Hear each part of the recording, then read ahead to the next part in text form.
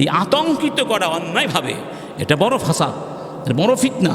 রব্বুল আলামিন বলছেন, ইন্নামা জাযাউল্লাযীনা ইউহারিবুনাল্লাহা ওয়া রাসূলাহু, তারা চুরি করবে, বিশেষ করে ডাকাতি করবে এবং রাস্তাঘাটে অপহরণ করবে, তাদের ব্যাপারে আল্লাহ বলছেন যারা আল্লাহর সঙ্গে যুদ্ধ করছে, রাসূলের সঙ্গে যুদ্ধ করছে, পৃথিবীতে ফাসাদ সৃষ্টির অপচেষ্টা করছে, তাদের শাস্তি হলো আইয়ুকাত্তালু, তাদেরকে মৃত্যুদণ্ড দেওয়া হবে, আও ইউসাল্লাবু, কিংবা শূলিবিদ্ধ করে হত্যা করা হবে, আও তুকাত্তা আইদিহিম আরজুলহুম মিন খিলাফ, কিংবা হাত পাগুলো উল্টো দিক থেকে কেটে দেওয়া হবে, আও ইউনফাউ মিনাল আরদ, কিংবা ওই জমিন থেকে তাকে বিতাড়িত করে নির্বাসনে পাঠানো হবে। তার মানে সমাজে ফাসাদ অশান্তি সৃষ্টির শাস্তি সবচেয়ে কঠিন শাস্তি ইসলামে।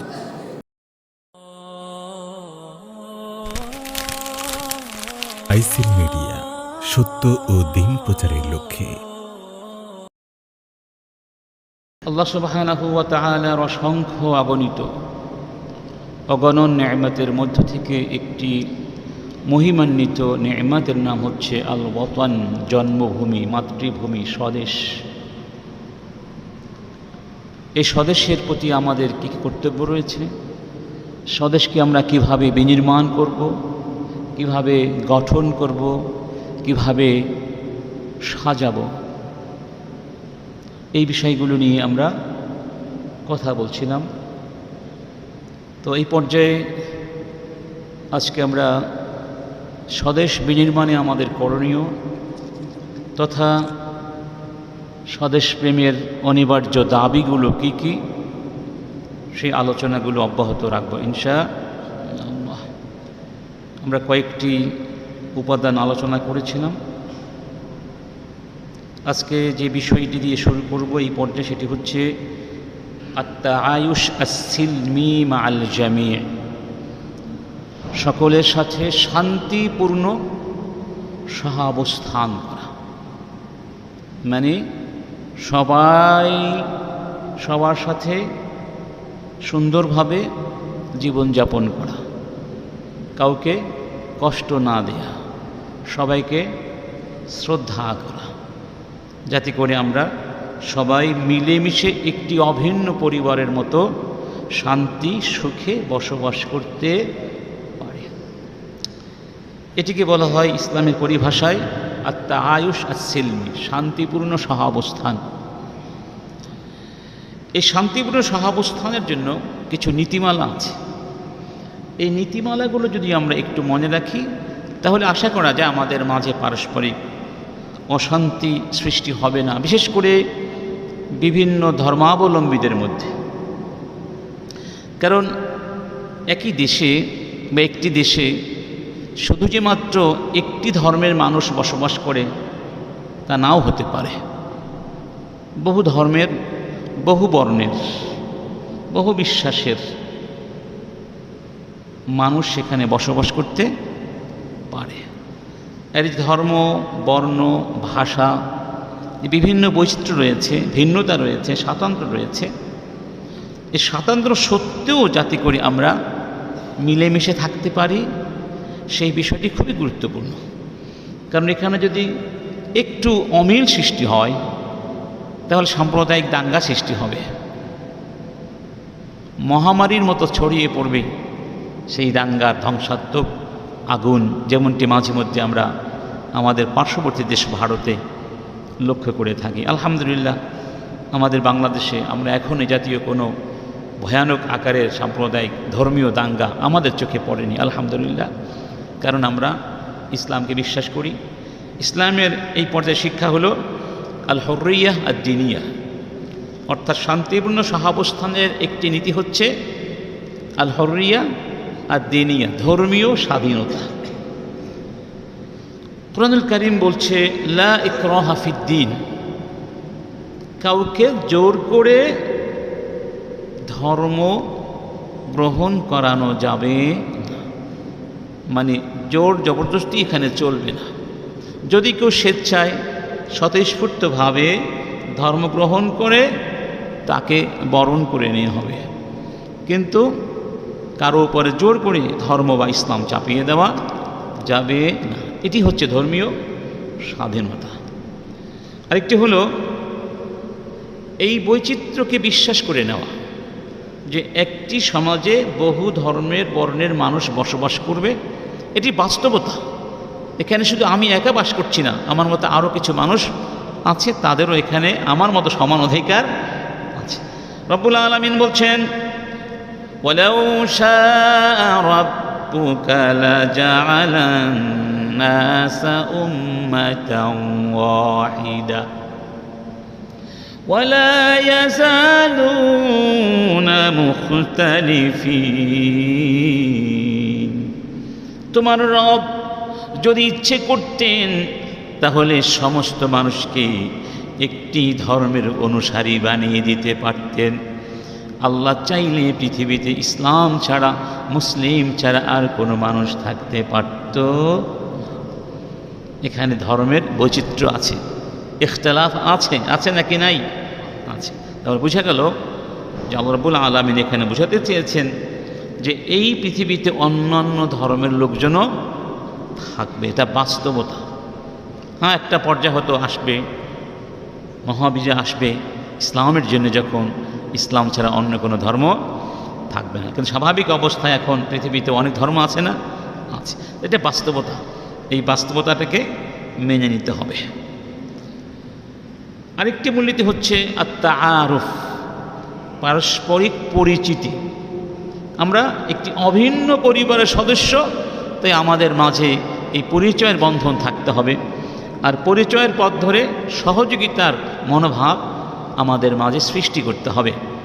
যেমনটি বলা হয়েছে কোরআনুল কারিমে, ইয়া আইয়ুহান নাসু ইন্না খালাকনাকুম মিন যাকারিন ওয়া উনসা। হে পৃথিবীর মানুষেরা শোনো, আমি তোমাদেরকে সবাইকে সৃষ্টি করেছি একজন পুরুষ থেকে, একজন নারী থেকে। অর্থাৎ তোমাদের সকলের আদি মা একজন, আদি বাবাও হলেন একজন, আদম এবং হাওয়া আলাইহিমাস সালাম। অর্থাৎ তোমরা সবাই হলে একটি পরিবারের সদস্য, সবাই আদমের সন্তান, সবাই হাওয়ার সন্তান, অর্থাৎ আমরা সবাই ভাই ভাই। এই জন্য কোরআনে বহু জায়গায় দেখবেন বলা হয়েছে, ইয়া বানি আদামা, ইয়া বানি আদামা, ইয়া বানি, হে আদমের সন্তানেরা, স্মরণ করিয়ে দেওয়ার জন্যে তোমরা এক বাবার সন্তান। তাহলে এক বাবার সন্তান হলে আমাদের মাঝে একটা ভ্রাতৃত্ব আছে, আছে না? মানব ভ্রাতৃত্ব আমাদের মাঝে কি আছে? একটা পরিচয়ের ব্যাপার আছে। রব্বুল আলামিন বলছেন, وَجَعَلْنَاكُمْ شُعُوبًا وَقَبَائِلَ لِتَعَارَفُوا। এরপরে আমি তোমাদেরকে নানা জাতিতে, নানা গোষ্ঠীতে বিভক্ত করে দিয়েছি।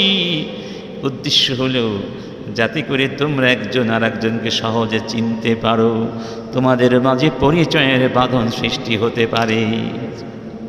সুবহানাল্লাহ। যদি সবার নাম এক হতো, সবার চেহারা একরকম হতো, তাহলে চিনতে কি হয়ে যেত? কষ্ট হতো। তাহলে আমাদের ব্যক্তি নাম যেমন এক নয়, স্থানের নামও এক নয়, বাড়ির নামও এক নয়, দেশের নামও, এই যে বৈচিত্র্য, নানা জাতি, নানা গোষ্ঠী, এই যে বৈচিত্র্য আছে, এটা কেন? এটা এই জন্য নয় যে আমি যেহেতু এই জাতির মানুষ আমি শ্রেষ্ঠ, আর আপনি যেহেতু ওই দেশের মানুষ আপনি অপকৃষ্ট, এই জন্য নয়। এই স্বাতন্ত্র্যগুলো দিয়ে মানুষের সম্মান, মর্যাদা পরিমাপ করা যাবে না, তাহলে সাম্প্রদায়িকতা সৃষ্টি হবে। এগুলো হচ্ছে সহজে পরিচয় পাওয়ার উপায়। তাহলে সহজে পরিচয় পাওয়ার উপায়, সহজে পরিচিত হওয়ার উপায়, এই পরিচয়ের উপকারিতাটা কি? এর উপকারিতা হলো সহযোগিতা। রব্বুল আলামিন বলছেন, وَتَعَاوَنُوا عَلَى الْبِرِّ وَالتَّقْوَى وَلَا تَعَاوَنُوا عَلَى الْإِثْمِ وَالْعُدْوَانِ। তোমরা একজন আর একজনকে ভালো কাজে সহযোগিতা করো, যেই কাজের মধ্যে আল্লাহর ভয় আছে, আনুগত্য আছে, মানুষের কল্যাণ আছে, সেই কাজে সহযোগিতা করো। ইহকালের কল্যাণ, পরকালের কল্যাণ, দুনিয়ার কল্যাণ, আখিরাতের কল্যাণ, ব্যক্তির কল্যাণ, পরিবারের কল্যাণ, সমাজের কল্যাণ, মানবতার কল্যাণ, সৃষ্টির কল্যাণ, এই কল্যাণ ভালো ভালো কাজে তোমরা পরস্পরকে সাহায্য করবে। কিন্তু খবরদার, যে এই কাজের মধ্যে আল্লাহর নাফরমানি আছে, মানবাধিকার লঙ্ঘন হইতে হয় এই কাজের মাধ্যমে, এই কাজে কেউ কাউকে সাহায্য করতে পারবে। তাহলে এই যে সহযোগিতার সার্বজনীন বা সর্বজনীন শিক্ষা, এটি কিন্তু শান্তিপূর্ণ সহাবস্থানের পথকে সুগম করে দেয়। কারণ এখানে সাম্প্রদায়িকতার কোনো চিন্তা, এখানে মূলনীতি হলো কল্যাণ এবং অকল্যাণ। কল্যাণ হলে আমি আছি, অকল্যাণ হলে আমি। সেই কল্যাণ যদি ইহুদিদের সাথেও থাকে, হিন্দুদের সাথেও থাকে, আমি তাদের সাথে আছি। আমার মুসলমান ভাই মুসলিম হওয়া সত্ত্বেও যদি এমন কাজ করে যেই কাজে কল্যাণ নেই, আমি তার সাথেও নেই। সুবহানাল্লাহ। এরপরে মৌলিক মানবাধিকারের নিশ্চয়তা, এটা শান্তিপূর্ণ সহাবস্থানের উপাদান, মূলনীতি। মানে পৃথিবীতে প্রত্যেক মানুষের কিছু মূল অধিকার আছে, মৌলিক অধিকার আছে। যে অধিকারের মধ্যে একটি হচ্ছে বেঁচে থাকার অধিকার। বেঁচে থাকার, কারণ বেঁচে থাকলেই তো আপনি অন্যান্য অধিকারগুলো পাবেন, আর বেঁচে না থাকলে আপনি কিছুই পাবেন না। তাহলে একটি সমাজে বিশেষ করে দেখা যায় যদি স্বল্প কিছু মানুষ থাকে নির্দিষ্ট কোনো ধর্মের, যাকে আমরা সংখ্যালঘু বলে থাকি ইত্যাদি, তো এই মানুষগুলোকে সংখ্যাগুরুরা বেশিরভাগ ক্ষেত্রে, বা সবলেরা দুর্বলদেরকে বেশিরভাগ ক্ষেত্রে কষ্ট দেয়, জুলুম করে। এটা হলো পৃথিবীর একটা নিয়ম, ফেরাউনি, এটা ফেরাউনিবাদ, দুর্বলকে সবসময় আঘাত করা। রব্বুল আলামিন এই জন্য আমাদেরকে সাবধান করে দিয়ে বলছেন, বা আমাদের নবী মুহাম্মদ সাল্লাল্লাহু আলাইহি ওয়াসাল্লাম বলছেন, মান কাতালা মুআহিদান, যে ব্যক্তি এমন কোনো মানুষকে হত্যা করবে যারা সংখ্যালঘু, অথবা তোমাদের দেশে যারা অমুসলিম সম্প্রদায় রয়েছে, যাদের সঙ্গে তোমাদের চুক্তি হয়েছে যে তারা এই দেশে তোমাদের মতোই বসবাস করবে এবং সমস্ত দায় দায়িত্ব পালন করবে, তোমরা তাদের নিরাপত্তার বিধান করবে, বুঝতে পেরেছেন? এরকম কাউকে যদি কি হত্যা করে, লাম ইয়ারহ রাইহাতাল জান্নাহ ওয়া আন্না রিহাহা তুজাদু মিন মাসিরাতি 40 আমান, সেই ব্যক্তি জান্নাতে যাবে না, জান্নাতের সুঘ্রাণ পর্যন্ত পাবে না, অথচ জান্নাতের সুঘ্রাণ 40 বছরের দূরত্ব থেকে পাওয়া যাবে। আল্লাহু আকবার। দেখেছেন? মানে অমুসলিম হলেই যে আপনি রাস্তাঘাটে পেলেই তাকে মারবেন, হত্যা করবেন, আঘাত করবেন, তা হবে না। তাকে নিরাপত্তা দিতে হবে। ঠিক আপনার যেমন বেঁচে থাকার অধিকার আছে, তারও কি আছে? বেঁচে থাকার অধিকার আছে। একেবারে হুবহু যেগুলিকে ফান্ডামেন্টাল হিউম্যান রাইটস আমরা বলি, এই ক্ষেত্রে সবাইকে সমান সমান। সুবহানাল্লাহ বলবো না? তাহলে এই অধিকারে যারা বিশ্বাস করে, সেই সমাজে, যেই সমাজের লোকেরা এই বিশ্বাস পোষণ করে, সেখানে হিন্দু, বৌদ্ধ, মুসলিম, খ্রিস্টান এই গোত্রগুলোর মধ্যে কখনোই অশান্তি সৃষ্টি হতে, অন্তত মুসলমানদের পক্ষ থেকে হতে পারে না। তাদের কথা আমরা বলতে পারবো না, আমাদের পক্ষ থেকে হবে না। এমনকি এই শান্তিপূর্ণ সহাবস্থানের ক্ষেত্রে আরেক নীতি হচ্ছে ন্যায় বিচার, সর্বজনীন ন্যায় বিচারের নিশ্চয়তা।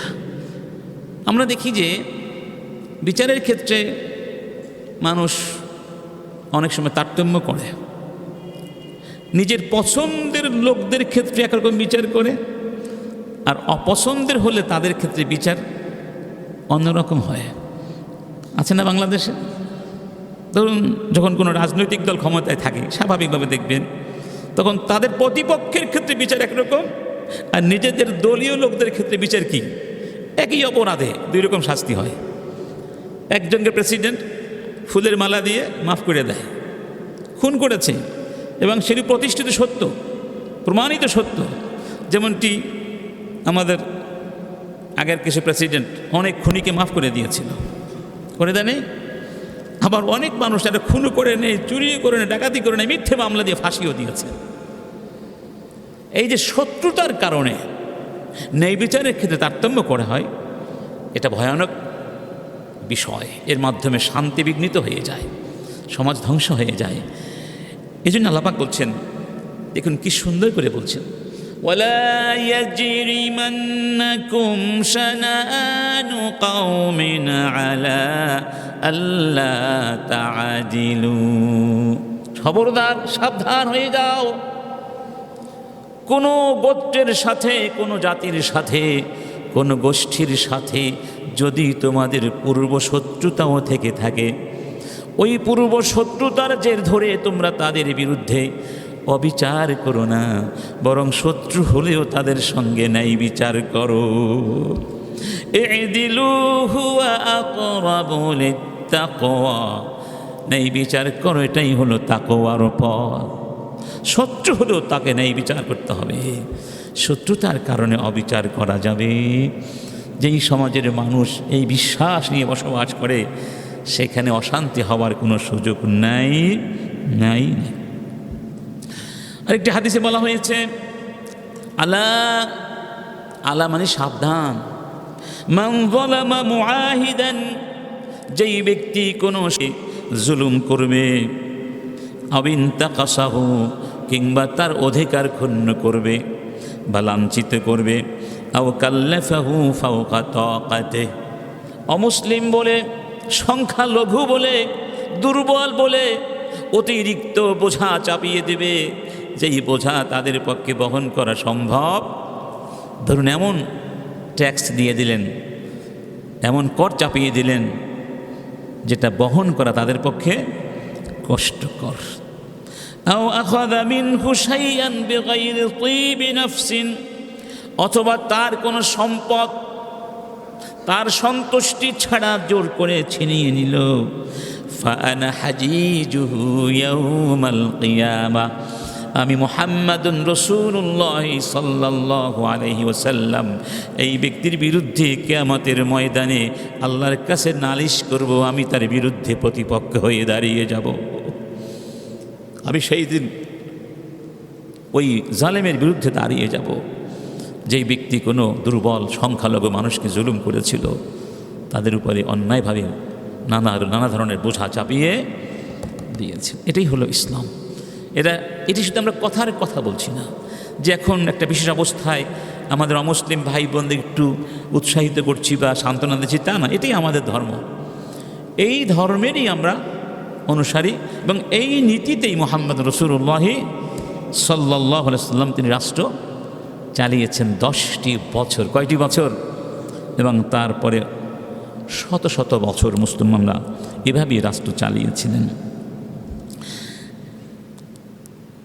ধর্মীয় সহনশীলতা আর তাসামুহ আদ-দীনে, এটিও একটি অন্যতম নীতিমালা বা নীতি। যেমনটি আমরা আগেও বলেছিলাম, কোরআনের আয়াতের আলোকে আল্লাহ পাক বলছেন, লা ইয়ানহাকুমুল্লাহু আনিল্লাযীনা লাম ইউকাতিলুকুম ফিদ-দীন ওয়া লাম ইখরিজুকুম মিন দিয়ারিকুম আন তাবাররুহুম ওয়া তুকসিতু ইলাইহিম ইন্নাল্লাহা ইউহিব্বুল মুকসিতিন।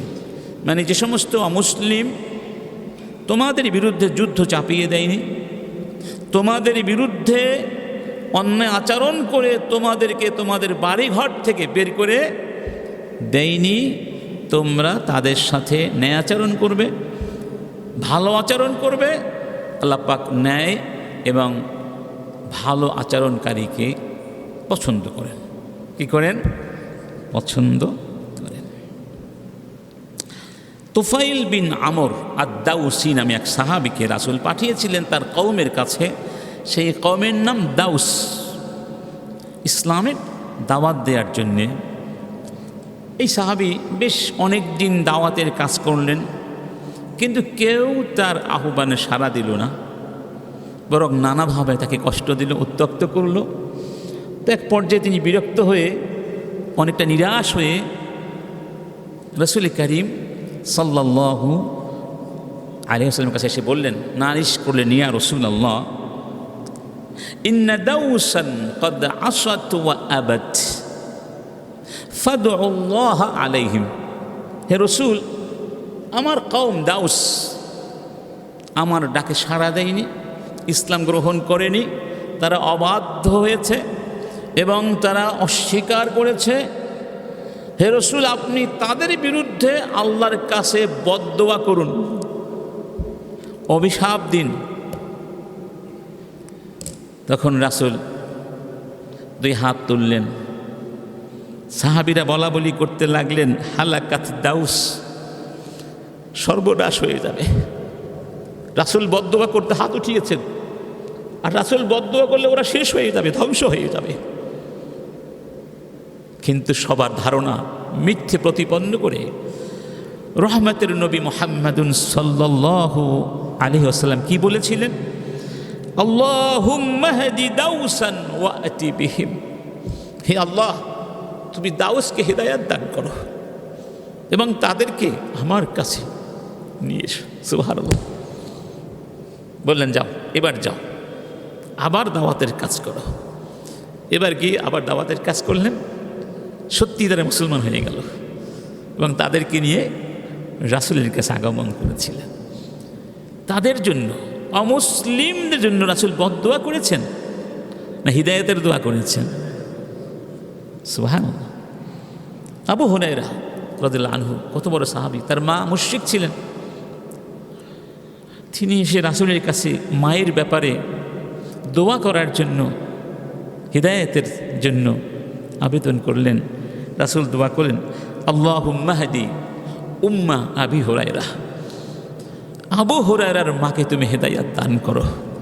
সঙ্গে সঙ্গে দোয়া কবুল হয়ে গেছে। সুবহানাল্লাহ। বাসায় ফিরে এসে দেখতে পেয়েছেন মা ইসলাম গ্রহণ করেছে। সুবহানাল্লাহ। এরপরে আসমা বিনতে আবি বকর, আবু বকরের মেয়ে রাদিয়াল্লাহু, আসমা এসে বলেন, ইয়া রাসূলুল্লাহ আমার মা তো মুশরিকা, আমি মুসলিমা, আমার মায়ের সাথে আমি কি আচরণ করব? সম্পর্ক রাখবো নাকি সম্পর্ক ছিন্ন করে দিব? নবীজি বললেন, সিলি উম্মাকি, মায়ের সঙ্গে সম্পর্ক ছিন্ন করো না। হতে পারে মুশরিক, হতে পারে কাফির, মা তো মা। মা কি? মা মা, মাকে সম্মান করো। সুবহানাল্লাহ।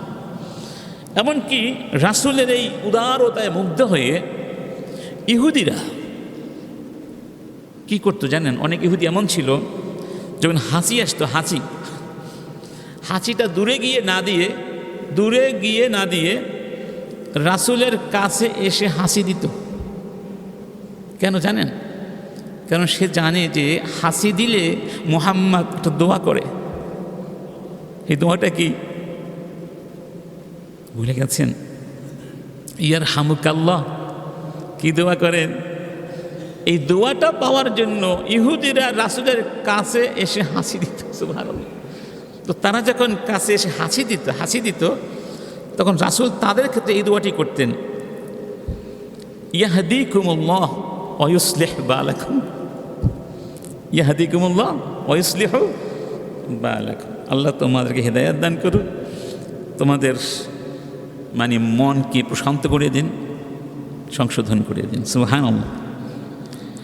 এরপরে শান্তিপূর্ণ সহাবস্থানের আরেকটি নীতি হচ্ছে উত্তম প্রতিবেশিত্বমূলক আচরণ করা। আমাদের নবী বলছেন সাল্লাল্লাহু আলাইহি ওয়াসাল্লাম, আল জিরানু সালাসা, প্রতিবেশী কয় প্রকার? 3 প্রকার। এক প্রকার প্রতিবেশী লাহু হাক্কুন ওয়াহিদ, তাদের হক একটা। আর এক প্রকার যাদের হক 2টো, ওয়াজারুন লাহু সালাসাতু হুকুক, আর এক প্রকার প্রতিবেশী যাদের 3টি হক আছে।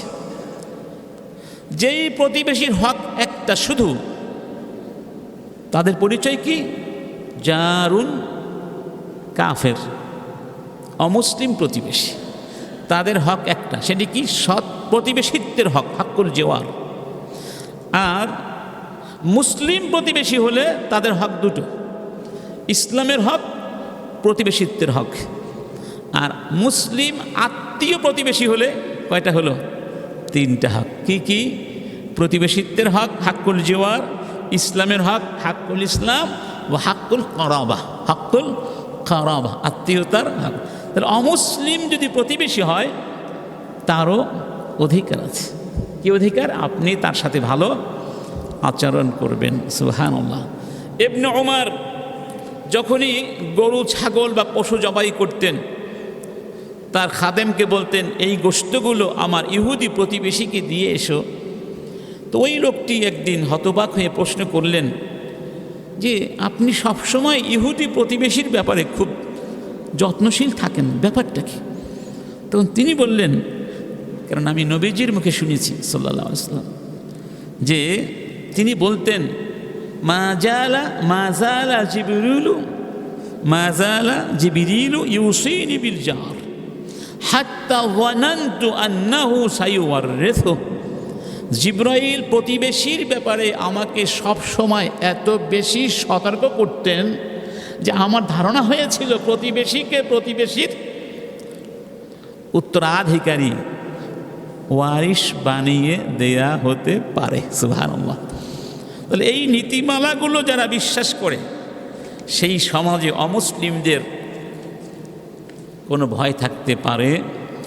অতএব যারা বাংলাদেশের ব্যাপারে বিশ্বের বিভিন্ন প্রচার মাধ্যমে প্রোপাগান্ডা করছে, যেখানে হিন্দুদেরকে, বৌদ্ধদেরকে, খ্রিস্টানদেরকে, অমুসলিমদেরকে আমরা মেরে ফেলছি, তাদের বাড়ি ঘরে আগুন জ্বালিয়ে দিচ্ছি, তাদের উপাসনালয়গুলো ভেঙে চুরমার করে দিচ্ছি, এগুলো আমাদের বিরুদ্ধে মিথ্যে অপপ্রচার এবং এই মিথ্যাচার হাতে নাতে ধরা পড়েছে। ভারতের কিছু মিডিয়া তারা আদা জল খেয়ে নেমেছিল প্রমাণ করার জন্য যে বাংলাদেশে হিন্দুরা অনিরাপদ হয়ে উঠেছে, মুসলমানদের হাতে তারা এখন কি খুবই অনিরাপদ জীবনযাপন করছে এবং বিভিন্ন মন্দির ভেঙে দেওয়া হয়েছে এরকম খবর প্রচার করেছে। তো বাংলাদেশের হিন্দুরা ওই মন্দিরের যারা পূজারী তারা বলছে আমাদের মন্দির ভাঙলো, আমরা তো জানলাম না, তোমরা কোথায় পেয়েছো? এই দেখো আমাদের মন্দির ভাঙ্গা হয় নাই, আমাদের মন্দির অক্ষত নিরাপদ, এবং তারা ফেসবুকে পোস্ট দিয়েছে।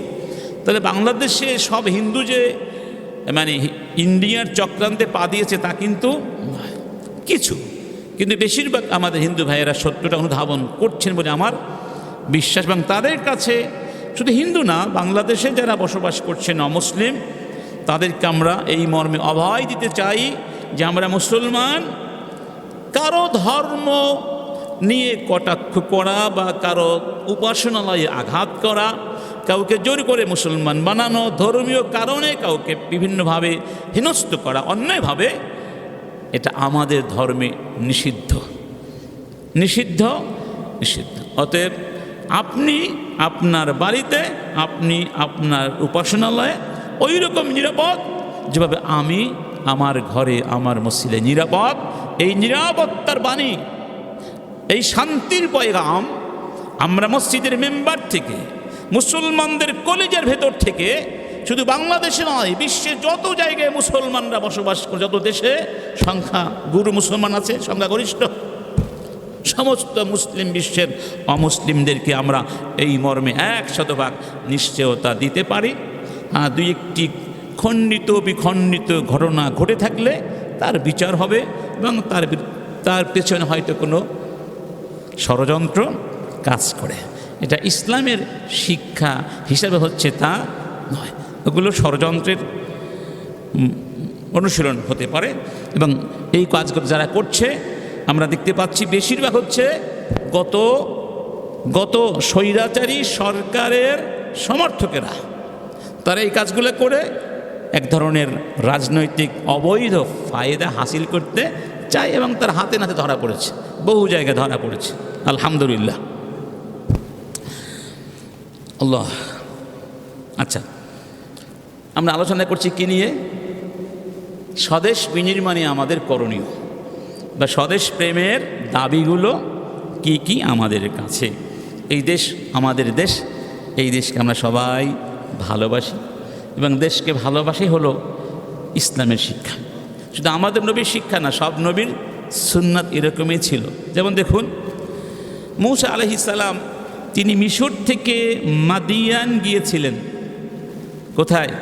এবং মাদিয়ানে বসবাস করতেন কে? শুআইব আলাইহিস সালাম। তিনি সেখানে 10 বছর ছিলেন। শুআইব আলাইহিস সালামের একটি মেয়েকে তিনি বিবাহ করেছিলেন। তিনি তো ভাবতে পারতেন আমি আর জীবনে মিশরে যাব না, এখানেই থাকব। তা করেন নাই। 10 বছর সেখানে ছিলেন, বিয়ে শাদী করলেন, কিন্তু সেখানে স্থায়ী হন নাই। কি বলেন কোরআন কি বলছে? ফালাম্মা কাদা মূসাল আজালা ওয়া সারা বিআহলি, সূরা কসস। মূসা যখন নির্দিষ্ট মেয়াদ শেষ করলেন, মানে 10 বছরের চুক্তি ছিল শ্বশুরের সাথে, 10 বছরে তিনি তার সেবা যত্ন করবেন, ছিল না? যখন 10 বছর শেষ হয়ে গেল এবং তিনি সব পরিবারে তার নিজের মাতৃভূমি মিশরে রওনা করলেন। দূরত্ব, অনেক দূরত্বের পথ ছিল, বিপদসংকুল পথ ছিল, পাহাড়ি পথ ছিল, তদুপরি প্রচণ্ড অন্ধকার রাত ছিল, তার উপরে প্রচণ্ড হাড় কাঁপানো শীত ছিল, তার উপরে সাথে কোনো তেমন মাল সামানাও ছিল না, পাথের প্রচণ্ড অভাব ছিল, বিশেষ করে আলো ছিল না, কি ছিল না। তার উপরে তার স্ত্রী সন্তান সম্ভাবা ছিলেন। আল্লাহু আকবার। সব কিছু মিলিয়ে এত কঠিন পরিস্থিতির মধ্য দিয়েও তিনি কিন্তু তার দেশকে ছেড়ে থাকেন নাই, নিজের মাতৃভূমিতে ফিরে আসছিলেন। আনাসা মিন জানিবি তুরি নারা, যখন তুর পাহাড়ের কাছাকাছি আসলেন, দেখলেন দূর থেকে ওই তো পাহাড়ে আগুন দেখা যায়। তখন তিনি তার পরিবারকে বলেছিলেন, ক্বালা লি আহলিহিম কুথু, তোমরা এখানে একটু অবস্থান করো, ইন্নী আনাস্তু নারা, ওখানে আগুন দেখতে পাচ্ছি, লাআল্লি আতিকুম বিখাবারিম আতিকুম মিনহা বিখাবার, আমি ওখানে যাই, দেখি কোনো সংবাদ নিয়ে আসা যায় কিনা, আও জাযওয়াতিম মিনান নার, কিংবা প্রজ্বলিত কোনো কাষ্ঠখণ্ড আমি নিয়ে আসতে পারি কিনা, লাআল্লাকুম তাসতালুন, তাহলে তোমরা আগুন পোহাতে পারবে। সুবহানাল্লাহ। এত কঠিন পরিস্থিতির মধ্য দিয়ে, প্রতিকূল বিপদ সংকুল পথ অতিক্রম করেও তিনি আপন দেশে ফিরে এসেছিলেন। এই দেশকে তিনি ভালোবাসতেন। তাই বাংলাদেশ, এটা আমাদের সবার মাতৃভূমি, এই দেশকে মায়ের মতো করে ভালোবাসতে হবে।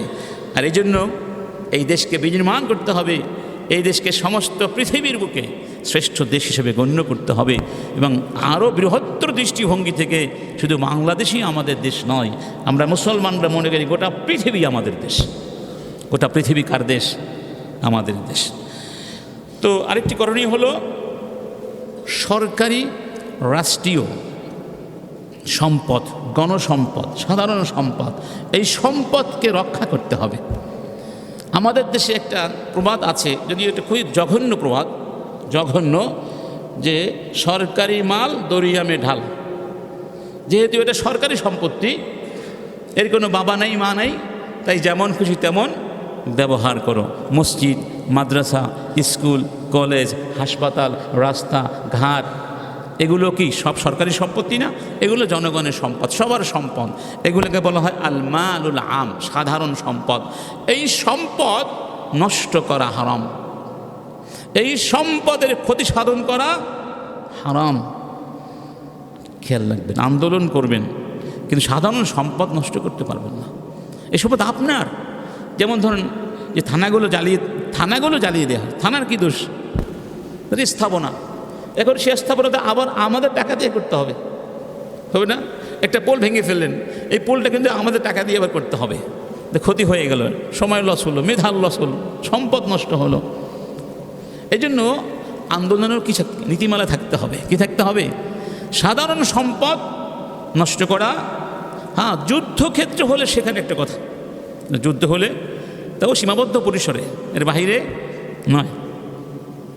রাসূল কারীম বলছেন, ইন্না রিজালান ইয়াতাখাওয়াদুনা ফি মালিল্লাহি বিগাইরি হাক্কিন ফালাহুমুন নারু ইয়াউমাল কিয়ামাহ।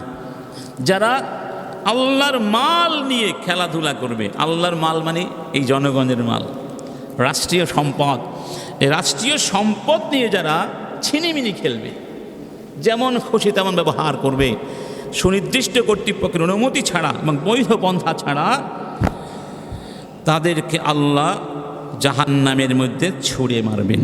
কোথায় ছুঁড়ে মারবেন? এবং যারা এই সম্পত্তি অন্যায়ভাবে দখল করবে, ব্যবহার করবে, তারা চোর। রব্বুল আলামিন বলছেন, ওয়ামান ইয়াগলুল ইয়াতি বিমা গাল্লা ইয়াউমাল কিয়ামাহ সুম্মা তুওয়াফা কুল্লু নাফসিন মা কাসাবাত ওয়া হুম লা ইউযলামুন। এই জনগণের সম্পদ যারা চুরি করবে, রাষ্ট্রীয় সম্পদ যারা চুরি করবে, তারা চোর। এই চোরগুলোকে আমি কিয়ামতের ময়দানে নিয়ে আসব এবং তাদের অপকর্মের শাস্তি আমি তাদেরকে দিয়ে ছাড়ব। শাস্তি অনেক কঠিন, অনেক কঠিন শাস্তি। হাদিসে বলা হয়েছে, কানা ইয়াউমু খাইবারা আকবালা নাফারুম মিন সাহাবাতি রাসূলিল্লাহি সাল্লাল্লাহু আলাইহি ওয়াসাল্লাম ফাকালু ফুলানুন শাহীদুন ফুলানুন শাহীদুন হাত্তা মাররু আলা রাজুল। খায়বারের দিন, খায়বারের যুদ্ধের দিন একদল সাহাবী আসলেন রাসূলের কাছে। এসে তারা বলাবলি করতে লাগলেন, অমুক শহীদ হয়েছেন, অমুকে শহীদ হয়ে গেছেন, অমুকে শহীদ হয়ে গেছেন। এভাবে বিভিন্ন শহীদদের নাম বলতে লাগলেন। বলতে বলতে যখন একজন ব্যক্তির নাম উল্লেখ করলেন, রাসূল বললেন, থামো। কি বললেন? কাল্লা ইন্নী রাআইতুহু ফিন নারি ফি বুরদাতিন ওয়াল্লাহা আও আবাআ। এই ব্যক্তি জান্নাতে যায়নি। তারা বলছিল অমুক শহীদ হয়ে গেছে, হানিয়ান লাহু, তাকে অনেক অভিবাদন, কংগ্রাচুলেশনস, তাহানিয়া জানাচ্ছে, অভিবাদন জানাচ্ছে তাদেরকে। রাসূল কারীম বলেন, কাল্লা, এই ব্যক্তি জান্নাতে যায়নি, এই ব্যক্তি জান্নাতে যায়নি, আমি তাকে জাহান্নামের আগুনের মধ্যে দেখতে পাচ্ছি। কেন? কারণ সে গনিমতের মাল থেকে একটা রুমাল বা চাদর, এটাকে বলে আবা, একটা আবা চুরি করেছিল, অথবা একটা চাদর চুরি করেছিল। একটা চাদর, একটা কি চাদর বা একটা রুমাল, একটা আবা চুরি করেছিল, অনুমতি ছাড়া নিয়েছিল। গনিমতের মাল বন্টন করা হবে, বৈধভাবে সে কিছু পাবে, কিন্তু সে চুরি করে নিয়েছিল। একটা চাদর, একটা জামা, একটা জামা চুরি করার জন্য যদি শহীদ, আল্লাহর পথে জীবন দেওয়ার পরেও যদি সে কি হয়ে যায়, জাহান্নামী হয়। এখন বলতে পারেন, যুদ্ধ শেষ হয়ে গেল, গনিমতের মাল হাতে পাওয়া গেল, তারপরে শহীদ হলো কীভাবে? প্রশ্ন আসে না? আচ্ছা, ধরুন যুদ্ধ শেষ হয়ে গেছে, এই লোকটি যাচ্ছেন, হেঁটে যাচ্ছেন, বা খুব সম্ভব রাসূলের বাহনগুলো পরিচর্যা করছিলেন, খুব সম্ভব সেখানে তাকে তীর মারা হয়েছিল, শত্রুপক্ষ থেকে তীর মারা হয়েছিল, এবং সেই তীর আঘাতে তিনি শহীদ হয়েছিলেন। চিন্তা করুন, শাহাদাতের পেয়ালা পান করেও শুধু জনগণের সম্পদ চুরি করার কারণে সে জান্নাতে যেতে পারে। অতএব যারা এদেশের জনগণের হাজার হাজার কোটি কোটি টাকা লুটপাট করেছেন, সুইস ব্যাংকে পাঠিয়েছেন, আমেরিকায় পাঠিয়েছেন, কানাডায় বেগমপাড়া গড়ে তুলেছেন, বিদেশের বাড়িতে একাধিক কি ফ্ল্যাট কিনেছেন, বাড়ি কিনেছেন, জমি কিনেছেন, তাদের জন্য আফসোস হয়।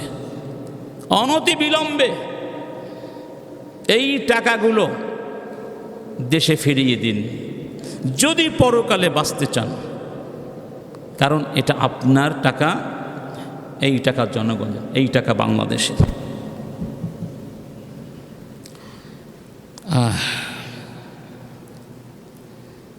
এরপরে দেশ বিনির্মাণের জন্য আরেকটি দায়িত্ব হচ্ছে আমাদের ইজালাতুল ফাসাদ ওয়াল ফিতনা। ফিতনা ফাসাদ দূর করা। যেই কাজে ফিতনা সৃষ্টি হয়, যেই কাজে ফাসাদ সৃষ্টি হয়, ফাসাদ মানে এখানে অশান্তি, শান্তি শৃঙ্খলা, নিরাপত্তা বিঘ্নিত হয়, সমাজে অস্থিতিশীল অবস্থা সৃষ্টি হয়। সেটা হতে পারে বুদ্ধিবৃত্তিক, হতে পারে অর্থনৈতিক, হতে পারে সামাজিক, হতে পারে পারিবারিক। এই কাজগুলো আমরা করতে পারবো রব্বুল আলামিন বলছেন ওয়াবতাগি ফীমা আতাকাল্লাহুদ দারাল আখিরাহ। এই আয়াতটি উল্লেখ করা হয়েছে কারুনের ঘটনা উল্লেখ করার পরে, বা কারুনের ঘটনা উল্লেখের প্রেক্ষিতে। কারুনকে আপনারা সবাই চিনেন। কারুন এমন একজন ব্যক্তি ছিল যাকে আল্লাহ পাক অঢেল সম্পত্তি দান করেছিলেন। ওয়া আতাইনাহু মিনাল কুনুজি মা ইন্না মাফাতিহাহু লাতানু বিল উসবাতি উলিল কুওয়া। অনেকগুলো শক্তিশালী উট, তার সম্পদ তো দূরের কথা, সম্পদের চাবি বহন করতে কষ্ট হয়ে যেত। চাবিগুলো তখন তো আর আজকের মতো ডিজিটাল চাবি ছিল না, বুঝতে পেরেছি? তার কী পরিমাণ সম্পদ ছিল চিন্তা করে দেখুন তো। সম্পদ যখন মানুষের বেড়ে যায় তখন কিছু মানুষ সীমালঙ্ঘন করে। কি করে? নাচ, গান, ফিতনা, ফাসাদ, মানে যা খুশি তাই করে। সে মনে করে আমার টাকা আছে, আমার কি আছে। যেমন আল্লাহ বলছেন ওয়ালাউ বাসাতাল্লাহুর রিজকা লিইবাদিহি লাবাগাউ ফিল আরদ ওয়ালাকিন ইউনাজ্জিলু বিকদারি মা ইয়াশা। আল্লাহ বলছেন আমি যদি আমার বান্দাদের জন্য রিজিকের দুয়ার খুলে দিতাম, ওরা পৃথিবীতে অশান্তি সৃষ্টি করত, সীমা লঙ্ঘন করত। এই জন্য গরিব হলে আফসোস করবেন না। এমন হতে পারতো আপনি ধনী হয়ে গেলে আপনি হয়তো এমন কাজ করে ফেলতেন যার পরিণাম জাহান্নাম হয়ে যেত, সীমা লঙ্ঘন করে ফেলতেন, আপনি নিজেকে নিয়ন্ত্রণ করতে পারতেন না। তো আল্লাহ পাক বলছেন তোমাদেরকে আমি যা কিছু দিয়েছি ওয়াবতাগি ফীমা আতাকাল্লাহুদ দারাল আখিরাহ ওয়ালা তানসা নাসীবাকা মিনাদ দুনিয়া। তোমাদেরকে যা কিছু দিয়েছি, বাড়ি গাড়ি সহায় সম্পদ, ছেলে মেয়ে, টাকা পয়সা, কায়িক শারীরিক শক্তি যা কিছু আছে সব কিছু দিয়ে তোমরা পরকাল অন্বেষণ করো, পরকালের মুক্তির পথে খুঁজে বেড়াও।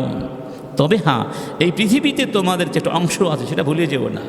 এই পৃথিবীটাকেও ভুলে, মানে পৃথিবীকে আবাদ করতে হবে তোমাদের, এখানে তোমাদের হক আছে, দায়িত্ব আছে, সেগুলো ভুলে এরপরে বলছেন ওয়া আহসিন কামা أحسن الله إليك ولا تبغي الفساد في الأرض إن الله لا يحب المفسدين। আমি আল্লাহ তোমাদের উপরে যেভাবে ইহসান করেছি, অনুগ্রহ করেছি, তোমরাও সেভাবে ইহসান করো। আর সাবধান, আমার জমিনে ফাসাদ সৃষ্টি করো না, অশান্তি সৃষ্টি করো না। আমি অশান্তি সৃষ্টিকারীদেরকে পছন্দ করি, অর্থাৎ অরাজকতা, নৈরাজ্য, অস্থিতিশীলতা সৃষ্টি করার চেষ্টা করো না। অন্য আয়াতে বলা হয়েছে ওয়ালা তুফসিদু ফিল আরদি বা'দা ইসলাহিহা। এই জমিনকে সংশোধন করার পরে, এই জমিনে শান্তি শৃঙ্খলা প্রতিষ্ঠিত হওয়ার পরে তোমরা অশান্তি সৃষ্টি, স্বৈরাচারের পতনের পরে আমরা আনন্দের নিঃশ্বাস ছেড়েছি, আমরা বিশ্বাস করেছি আমরা স্বাধীন হয়েছে, ঠিক না? কিন্তু এখনও কিছু মানুষ বাংলাদেশে আছে যারা বিভিন্ন রূপ থেকে রূপান্তরিত হয়ে নানাভাবে অশান্তি সৃষ্টির চেষ্টা। আচ্ছা, এরা মাত্র দায়িত্ব গ্রহণ করলো 1 সপ্তাহ, বেশি হবে না, কয়েকদিন হলো। যে আপনি 16 বছরে দাবি করতে পারেন নাই, 16 বছরে আপনি মুখ খুলে কথা বলতে পারেন নাই, আর আজকে আপনি এসে দাবি শুরু করে দিয়েছেন এটা দিতে হবে সেটা দিতে হবে। আপনি পরামর্শ দিতে পারেন, এভাবে করা যেতে পারে, এভাবে করা যেতে পারে, গঠনমূলক পরামর্শ দিতে পারেন। আর আপনার দাবি দেওয়া থাকলে সেগুলো সুন্দরভাবে উল্লেখ করতে পারেন। এখন তো ফেসবুক ওপেন আছে এবং এই সবগুলোই চলে যাচ্ছে না, সব কথাই চলে যাচ্ছে। কিন্তু আপনি হাজার হাজার লোক একত্রিত করে একটা অশান্তি সৃষ্টি করবেন, এটা তো হতে পারে না, এটা ফাসাদ। এটা কি? যদি এই বাংলাদেশের আজকের প্রেক্ষাপটে শান্তি শৃঙ্খলা বিঘ্নিত হয়, এমন কাজ কেউ করে, তারাই হলো বিপর্যয় সৃষ্টিকারী মুফসিদুন। এই মুফসিদুনদের বিরুদ্ধে আমাদের সবাইকে সোচ্চার ভূমিকা পালন করতে হবে। আমরা আগের বাংলাদেশ আর চাই না, নতুন বাংলাদেশ চাই, যেখানে আপনি নির্বিঘ্নে কথা বলতে পারবেন, বৈধভাবে সুন্দরভাবে ন্যায় বিচার পাবেন। সেই বাংলাদেশ না করতে পারলে এই দেশ এই দেশে থাকার কোনো অর্থ নেই, কোনো অর্থ নাই। সেই দেশকে আমরা সবাই চাই। ফিতনাকে বলা হয়েছে হত্যাকাণ্ডের চেয়েও ভয়ানক, হত্যাকাণ্ডের চেয়েও ভয়ানক। এই ফিতনার মধ্যে গুজব আসে, গুজব, এমন গুজব মাঝে মধ্যে ছড়িয়ে দেওয়া হয় যেন মানুষ ভয়ে আতঙ্কে পড়ে যায়। কি হয়ে যায়? এই আতঙ্কিত করা অন্যায়ভাবে, এটা বড় ফাসাদ, এটা বড় ফিতনা। রব্বুল আলামিন বলছেন, ইন্নামা জাযাউল্লাযীনা ইউহারিবুনাল্লাহা ওয়া রাসূলা। গতকালকে দুইজন ব্যক্তিকে গুলি করে হত্যা করা হয়েছে। কোথায় যেন এটা? অক্সিজেনে শহরে। ধরলাম যে এই দুইজন ব্যক্তিকে হত্যা করা হয়েছে, তারা গত 16 বছর অনেক কষ্ট দিয়েছে মানুষকে, ধরলাম তারা অপরাধী। কিন্তু আপনি গুলি করার কে? আমি গুলি করার কে? ধরুন আমাকেই অত্যাচার করেছে, আমি কি গুলি করতে পারবো? যদি আমি গুলি করি তাহলে রাষ্ট্র কী জন্য আছে? তাহলে বিচার ব্যবস্থা কী জন্য আছে? বিচারকরা কী জন্য আছে? কথা ঠিক? এভাবে গুলি করলে তো তারাও গুলি করবে, তাদের কাছে গুলি নাই। হয়তো আপনি একজন মারবেন, আমি দুজন মারবো, এই তো হবে। তো সবাই সবাইকে মারবে, ফল কী হবে? অশান্তি। এই জন্য যারা চুরি করবে, বিশেষ করে ডাকাতি করবে এবং রাস্তাঘাটে অপহরণ করবে, তাদের ব্যাপারে আল্লাহ বলছেন, যারা আল্লাহর সঙ্গে যুদ্ধ করছে, রাসূলের সঙ্গে যুদ্ধ করছে, পৃথিবীতে ফাসাদ সৃষ্টির অপচেষ্টা করছে, তাদের শাস্তি হলো আইয়ুকাত্তালু, তাদেরকে মৃত্যুদণ্ড দেওয়া হবে। আও ইউসাল্লাবু, কিংবা শূলিবিদ্ধ করে হত্যা করা হবে। আও তুকাত্তা আইদিহিম আরজুলহুম মিন খিলাফ, কিংবা হাত পাগুলো উল্টো দিক থেকে কেটে দেওয়া হবে। আও ইউনফাউ মিনাল আরদ, কিংবা ওই জমিন থেকে তাকে বিতাড়িত করে নির্বাসনে পাঠানো হবে। তার মানে সমাজে ফাসাদ অশান্তি সৃষ্টির শাস্তি সবচেয়ে কঠিন শাস্তি ইসলামে। এটিই ছিল আসল জঙ্গিবাদ। কিন্তু ওরা জঙ্গিবাদ বানিয়েছিল নামাজকে। আমি দেখলাম আমাদের অনেক ছাত্র ভাই যারা ঢাকা বিশ্ববিদ্যালয়ে লেখাপড়া করতো, তারা লিখছে তারা ছাত্রলীগের ভয়ে ফজরের নামাজ বাথরুমে গোসলখানায় পড়েছে। কারণ ছাত্রলীগ যাকেই দেখতো ফজর নামাজ পড়তে যায়, এই ছাত্র শিবির। চিন্তা করেন এই দেশে স্বৈরাচারের এই সীমা লঙ্ঘন কোথায় গিয়ে দাঁড়িয়েছিল। নামাজ পড়া ফরজ ইবাদত, মুসলমান মাত্রই নামাজ পড়তে হবে। নামাজ জামাতে পড়াও কি ওয়াজিব। নামাজ পর্যন্ত তারা পড়ার অধিকার ছিনিয়ে নিয়েছিল। ঠিক না বে ঠিক? এই জন্য আমরা বলছি, ওরা যা করেছে আমরা তা করব না। ওরা আয়না ঘর বানিয়ে মানুষের মৌলিক অধিকার ছিনিয়ে নিয়েছিল। যে আয়না ঘরের ইতিহাস ফেরাউনের যুগেও ছিল কিনা সন্দেহ আছে। আমার মন চায় একদিনের জন্য হলেও খুনি হাসিনাকে এনে ওই আয়না ঘরে রাখা দরকার। একদিনের জন্য হলেও আসাদুজ্জামান পররাষ্ট্রমন্ত্রীকে, আনিসুজ্জামান আইনমন্ত্রীকে, আর ওবায়দুল কাদেরকে আয়না ঘরে এনে একদিন হলেও রাখুন। ওরা বুঝুক যে 10 বছর, 8 বছর, 12 বছর সেখানে তারা কিভাবে মানুষ ছিল বিনা অপরাধে। বিনা দেশের শ্রেষ্ঠ সন্তানদেরকে আয়না ঘরে রাখা হয়েছে। আরমান সাহেব ব্যারিস্টার তার বাবাকে ফাঁসি দিয়েছ, সে তার অন্যায় কি ছিল? কথা ঠিক? এগুলো একটু বিবেক কাজে লাগাবেন, অন্ধভাবে কাউকে সমর্থন করবেন না। এটা আমার অনুরোধ থাকবে, তাদের কাছে আপনার জবাবদিহি করতে হবে। অথবা আপনি আমি যেন এই পৃথিবীতে ফাসাদ সৃষ্টিকারী না হই, এই জমিনকে ফাসাদ মুক্ত করা এটা আমাদের দায়িত্ব। প্রত্যেকের বলয়ের মধ্যে এই দায়িত্ব পালন করবেন, আমরা করব। সবাই রাজি আছি ইনশাআল্লাহ? আমার বন্ধুগণ, আমরা আলোচনা করছি কি নিয়ে? আমাদের দেশকে বিনির্মাণ করব কিভাবে, আমাদের করণীয়গুলো কি। আরেকটি হলো, এটা খুব ভালো করে শুনবেন, এটা দিয়ে শেষ করতে পারি হয়তো আজকে। যোগ্য লোকদেরকে যোগ্য জায়গায় বসাতে হবে এবং ওই লোকরা যোগ্যতার সাথে দায়িত্ব পালন করবেন। 2টা কাজ। কয়টা? এখানে 2টা।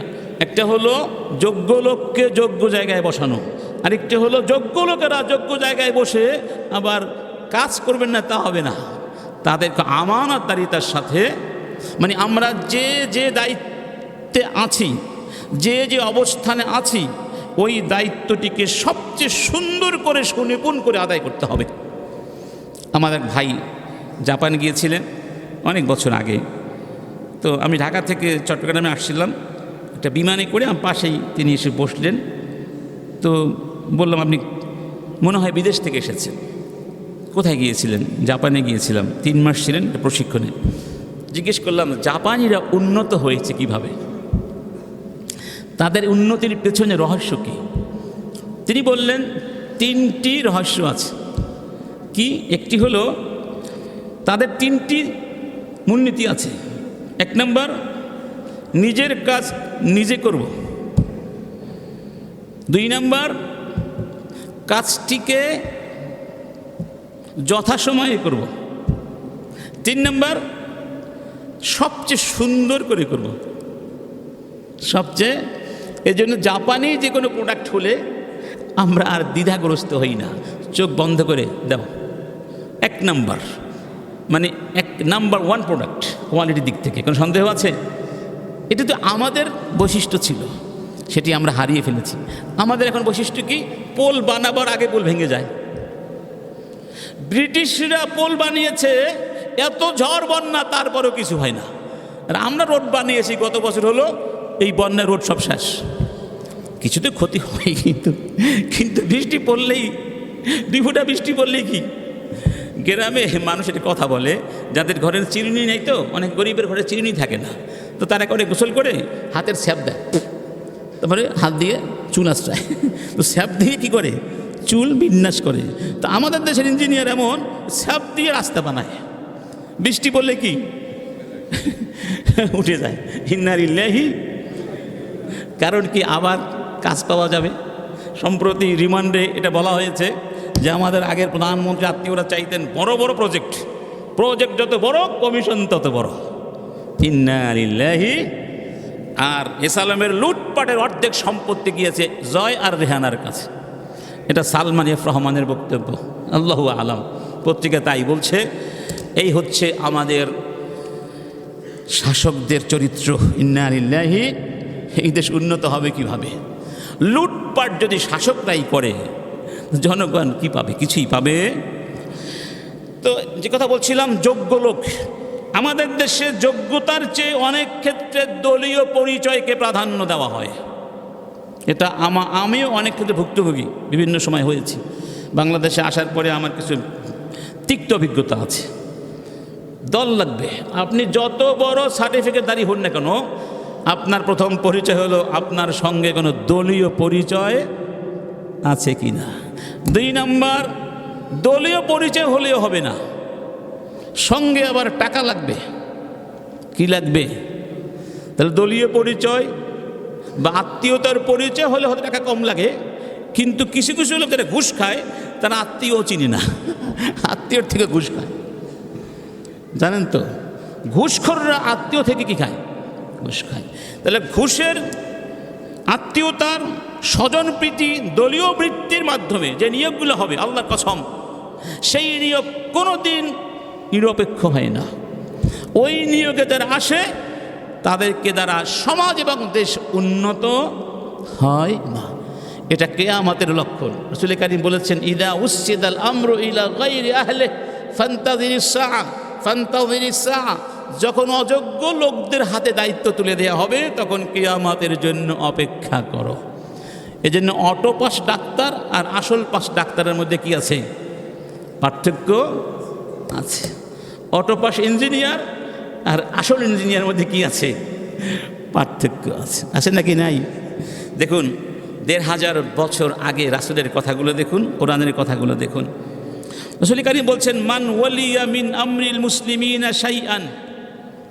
যেই ব্যক্তিকে মুসলমানদের কোনো রাষ্ট্রীয় সামাজিক দায়িত্ব দেয়া হলো, ফাআম্মারা আলাইহিম আহাদান মুহাবাতান, সেই ব্যক্তি দায়িত্ব পেয়ে আরেকজনকে নিয়োগ দিল স্বজন প্রীতি করে। নিয়োগ বোর্ড হয় না, নিয়োগ বোর্ড দায়িত্ব পেয়েছে। নিয়োগ বোর্ড যখন নিয়োগ দেয় স্বজন প্রীতির মাধ্যমে, ফাআলাইহি লাআনাতুল্লাহ, রাসূল কারীম বলছেন তার উপরে আল্লাহর অভিশাপ বর্ষিত হবে। ওয়ালা ইয়াকবালুল্লাহু মিনহু সিরফান ওয়ালা আদলান হাত্তা ইউদখিলাহু জাহান্নাম। ওই লোককে জাহান্নামে আল্লাহ নিয়ে ছাড়বেন, তার কোনো ফরজ, কোনো নফল ইবাদত আল্লাহ কবুল করবেন না।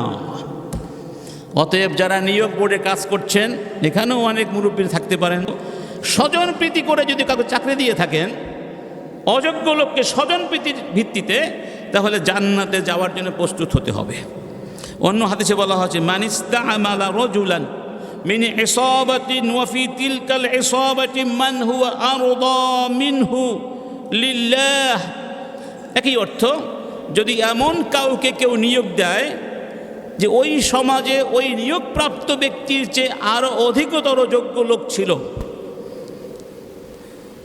যাদের আচরণ যোগ্যতা আল্লাহ খুশি, ফাকাদ খানাল্লাহ ওয়া রাসূলাহু ওয়া জামাআতাল মুসলিমিন, সেই ব্যক্তি আল্লাহর সঙ্গে খেয়ানাত করলো, সেই ব্যক্তি রসুলের সঙ্গে খেয়ানাত করলো, সেই ব্যক্তি গোটা মুসলিম উম্মার সঙ্গে খেয়ানাত করলো। এবার ক্লিয়ার হয়েছে, কথা হয়েছে? তাহলে আত্মীয়তা, স্বজনপ্রীতি এবং ঘুষ আর দলীয় বৃত্তি, এই সমস্ত কনসিডারেশন থাকতে পারবে না নিয়োগের ক্ষেত্রে। এটা আমরা বৈষম্য বিরোধী ছাত্র আন্দোলনের এটি একটা মূল কি কনসেপ্ট এবং ফিলোসফি। আমরা সবাই একমত ইনশাআল্লাহ। আচ্ছা, দায়িত্ব যারা পাবেন এভাবে, তাদেরও দায়িত্ব আছে। রব্বুল আলামিন বলছেন ওয়াহসিনু ইন্নাল্লাহা ইউহিব্বুল মুহসিনিন, ইহসান করো, নিশ্চয়ই আল্লাহ মুহসিনিনদেরকে ভালোবাসেন। মুহসিন বলতে আমরা বুঝি যারা দান খায়রাত করে, তাদেরকে আমরা বলি মুহসিন, এটাও ঠিক। ইহসান শব্দের অর্থ হচ্ছে, ইহসান এর মূল অর্থ হোসনুন। হোসনুন মানে সৌন্দর্য, এখান থেকে হাসান হোসাইন, হাসান মানে সুন্দর মানুষ, সুন্দর চেহারা, দৃষ্টিনন্দন চেহারা, হাসানুল ওয়াজহি। তাহলে ইহসান মানে সৌন্দর্য মণ্ডিত করা। কোনো কাজ যখন কেউ সবচেয়ে সুন্দরভাবে করে, তখন সেই কাজটা সৌন্দর্যমণ্ডিত হয়। এটি হলো ইহসান। এটি কি ইহসান? দুই প্রকার।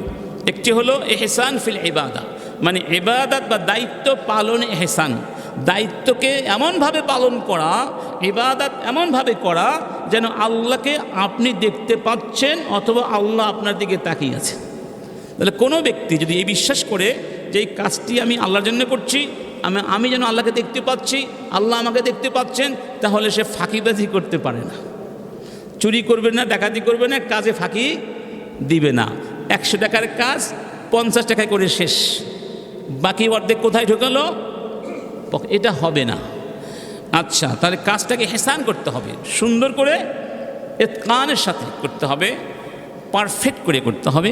যেমন অন্য হাদিসে বলা হয়েছে ইন্নাল্লাহা ইউহিব্বু ইযা আমিলা আহাদুকুম আমালান আন ইউতকিনা, তোমরা যখন কোনো কাজ সবচেয়ে সুন্দর করে করবে, পারফেক্ট করে করবে, আল্লাহ পাক সেই ওই কাজটিকে আল্লাহ পছন্দ করেন। রাসূল যাচ্ছেন, সাহাবীরা একটা কবর খনন করছিলেন, তো তারা ভাবলেন যে একটা কবর গর্ত করে একটা মৃত লাশ সেখানে রেখে দিব, আবার মাটিগুলো দিয়ে কবরটা ভরাট করে দেব, এটাকে এত সুন্দর করে করার কি অর্থ আছে? যেন তেনভাবে একটা গর্ত করলেই তো হয়ে যায় মোটামুটি। রাসূল কারীম বললেন, না, তোমাদের এই কবর খননের কাজটি সুন্দর হচ্ছে না, হোক না, এটা কবর খননের মতো কাজও যদি হয় সেটিকেও সুন্দর করে করতে হবে। সুবহানাল্লাহ। রুচিবোধের পরিচয়। ইসলামের চেয়ে শ্রেষ্ঠ রুচি পৃথিবীতে আর কোথাও খুঁজে পাবেন না। অন্য হাদিসে বলা হয়েছে ইন্নাল্লাহা কাতাবাল ইহসানা আলা কুল্লি শাই, প্রত্যেকটা বস্তুর উপরে, প্রত্যেকটা ক্ষেত্রে আল্লাহ ইহসানের বিধান দিয়েছেন।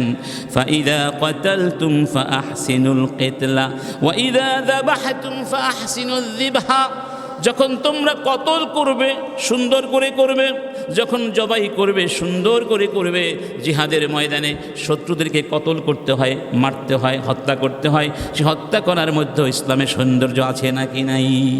ইসলামের জিহাদের ময়দানে বিধান হলো, শত্রু যদি নিহত হয়, ওই নিহত ব্যক্তির হাত পা কাটতে পারবে না, তার মৃত্যু লাশকে তোমরা বিকৃত করতে পারবে না। এখানে নীতি আছে।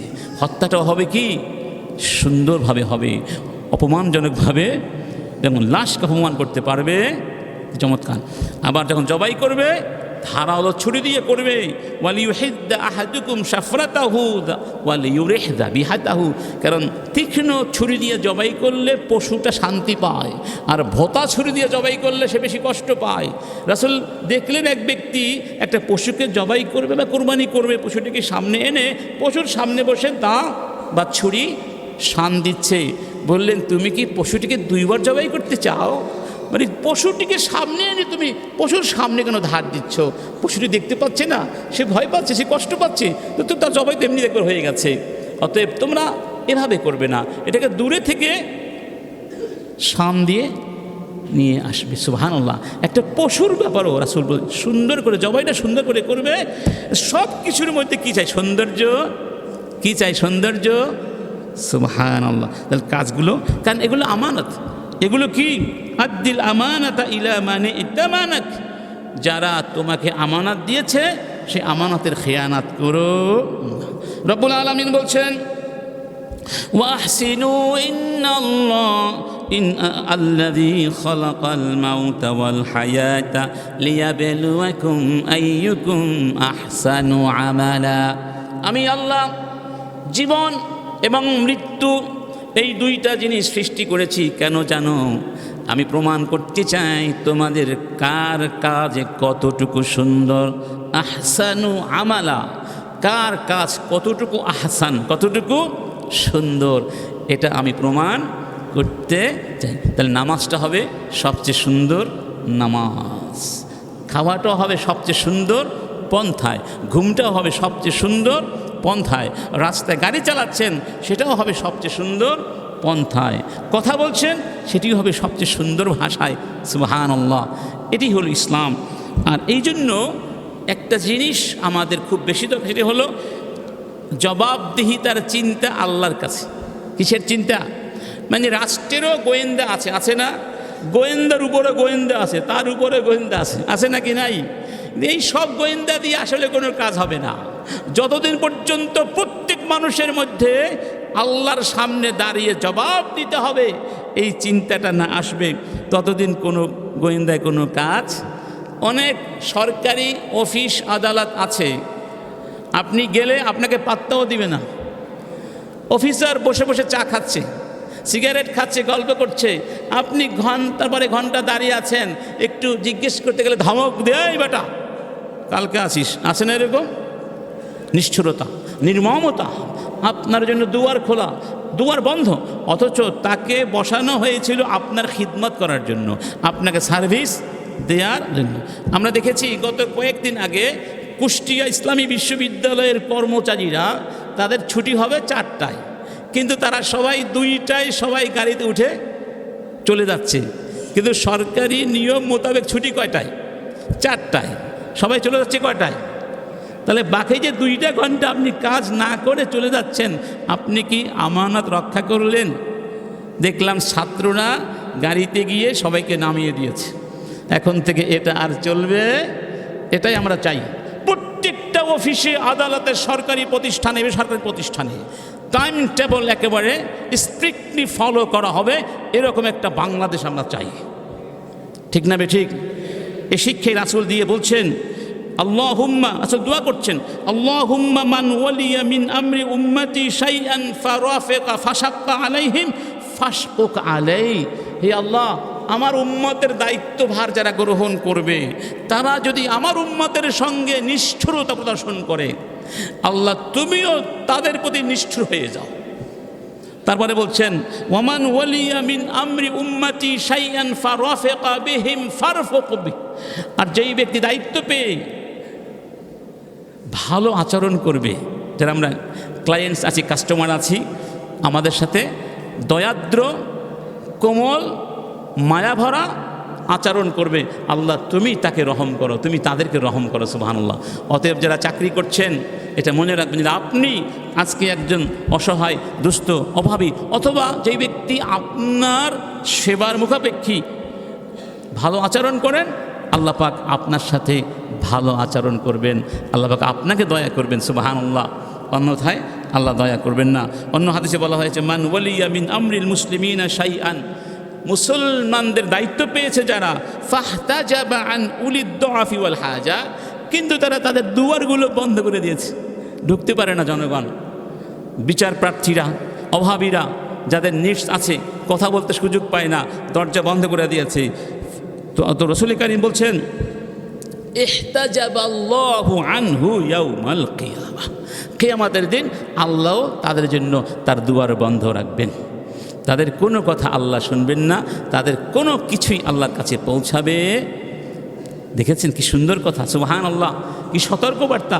অতএব যারা যেখানে আছেন, বিচারক বলুন, পুলিশ বলুন, বিডিআর বলুন, বিমান বাহিনী, যে যে দায়িত্বে আছেন, আপনারা যথাযথভাবে সেবা করবেন। আল্লাহ পাক আপনাদের জন্য জান্নাতের দুয়ারকে অবারিত করে দেবেন ইনশা। রব্বুল আলামিন বলছেন, وَكُلَّ إِنسَانٍ أَلْزَمْنَا طَائِرَهُ فِي عُنُقِهِ وَنُخْرِجُ لَهُ يَوْمَ الْقِيَامَةِ كِتَابًا يَلْقَاهُ مَنشُورًا। আমি কিয়ামতের ময়দানে প্রত্যেক মানুষের আমলগুলো তার গলায় ঝুলিয়ে দিব, আর তার সামনে একটা খোলা উন্মুক্ত বই দিয়ে দিব। অর্থাৎ গোটা জীবনে যা কিছু করেছে ওই বইয়ের মধ্যে সব লেখা আছে। সুবহানাল্লাহ, কিতাবান ইয়ালকাহু মানশুরা। তার মানে এই দায়িত্ব সম্পর্কে সেই দিন জবাব ফাওয়া রাব্বিকা লানাসআলান্নাহুম আজমাইন আম্মা কানু ইয়ামালুন। কি কি করেছে সব আমি সেই দিন জিজ্ঞাসা করব, সব আমি সেই দিন। অতএব এই দেশকে আমরা সবাই মিলে একসাথে করব ইনশাআল্লাহ। আর সেই জন্য যার যে দায়িত্ব, এই দায়িত্বগুলো পালনে আমরা আজকে থেকে তাওবা করব এবং প্রতিজ্ঞা নিব, সিদ্ধান্ত নিব এতটুকু ত্রুটি আমরা করব। আপনাদেরকে বলেছিলাম ছোট্ট একটা কাহিনী, যে শেখ মোহাম্মদ আল উসাইমিন, তিনি ছিলেন আধুনিক পৃথিবীর একজন বড় মানুষ, সৌদি আরবের, মারা গিয়েছেন রাহিমাহুল্লাহ, অনেক বড় আলেম ছিলেন। তো তার এক ছাত্র আমাদের কলিগ আছে আমাদের বিশ্ববিদ্যালয়ে, ডক্টর মুস্তফা কামিল স্যার, ওনার কাছে শুনলাম যে সেমিস্টার শেষে একেবারে শেষ ক্লাস সেদিন হতো, তিনি এসে কি বলতেন যে আজকে আমি একটা বিশেষ ক্লাস নিব, বা এত ঘন্টা এত মিনিট বাড়িয়ে নিব। কারণ কি, অমুক দিন আমার ক্লাসে আসতে 1 মিনিট লেট হয়েছিল, অমুক দিন 3 মিনিট লেট হয়েছিল, সেই সবগুলো মিলিয়ে ধরুন 1 ঘন্টা সময় হয়, এই জন্য আমি 1 ঘন্টা ক্লাস বাড়তি নেব। চিন্তা করেছেন কি দায়িত্বশীলতা, 1 মিনিট 2 মিনিট আধা ঘন্টা হিসাব লিখেছেন। কারণ এটা হলো ছাত্র হক, যদি হক নষ্ট করি জবাব দিতে হবে কার কাছে? আর এখানে আমাদের অনেক শিক্ষক পাবেন, আমরা অনেক আছি, বলেই দিই ছাত্রদেরকে এক ক্লাসে মোটামুটি পড়াবো, বিকেলে বাসায় আসবে, প্রাইভেট পড়াবো। প্রাইভেট না পড়লে পরীক্ষা পাস করা যায়?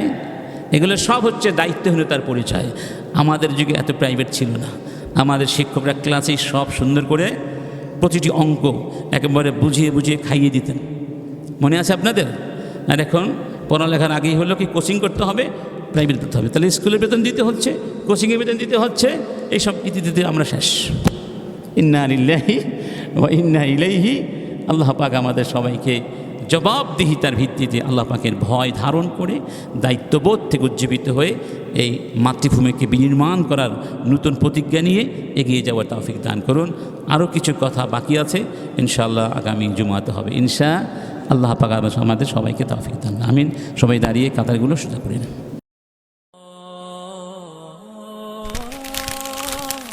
আইসিল মিডিয়া, সত্য ও দিন প্রচারের লক্ষ্যে।